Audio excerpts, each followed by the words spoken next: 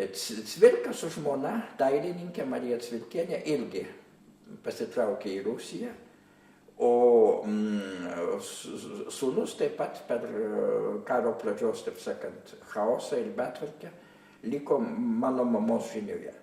Ir jį abudu augino kaip tikrus brolius per visą tą karo laikotarpį. Andrius ją visada vadino mama ir net kai jau tikroji mama grįžo iš Rusijos, vis tiek jis sakė, aš turiu dvi mamas. Ir taip faktiškai net ir lygi šiol. Ir lygi šiol jisai laiko, jau tų abiejų mamų nebėra gyvųjų tarpe, bet visada sako, kad aš turėjau dvi mamas. Ir jis yra Vilniuje, gyvena šiuo metu Vilniuje, dailininkas, karikatūristas, gana žinoma Vilniaus bohemos tokia figūra, mano pusbrolis. Na ir taip mes leidome karo metą. Karo metas, kaip sakiau, buvo sunkus mūsų šeimai.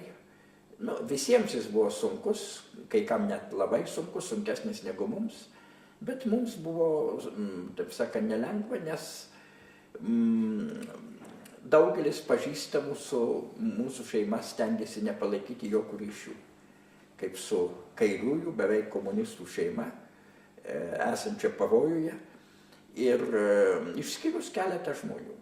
Iš tų žmonių aš prisiminčiau poetą, žymų poetą Henriką Radauską, kuris vėliau tapo emigrantu, atsidūrė Amerikoje, labai geras poetas, galbūt geriausias lietuvių 20 amžiaus poetas.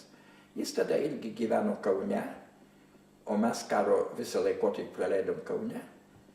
Ir jis pas mus užeidavo. Atsimenu, kaip jis mane vienas sykį supo ant sūpuoklių. Man buvo gal 5 metai.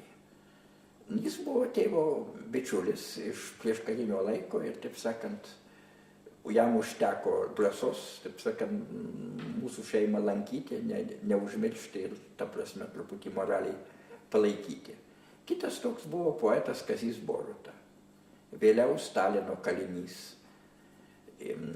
Na, o dar vėliau jis mirė Vilniuje, grįžęs į literatūrą, jau po Stalino kalėjimo. Boruta, kurio dukra, kaip jau sakiau, mane išmokė skaityti.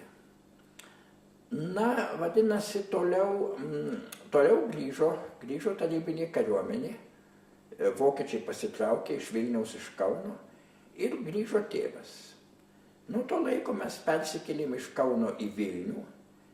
Tėvas jau nebebuvo ministras, bet buvo gana žinomas rašytojas, gyveno iš rašytojo darbo, galėjo išlaikyti mamą ir mane.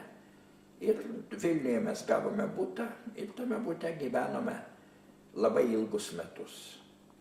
Tas butas ir dabar tebėra Vilniuje, jame yra saugomas tėvo kabinetas ir ten yra kažkas panašaus į tokį muziejuką, kur net vyksta kai kurie literatūriniai vakarai, kai kurios mokslinės konferencijos, Pamėnkalnio gatvėje, toks vienas iš Vilniaus muziejų.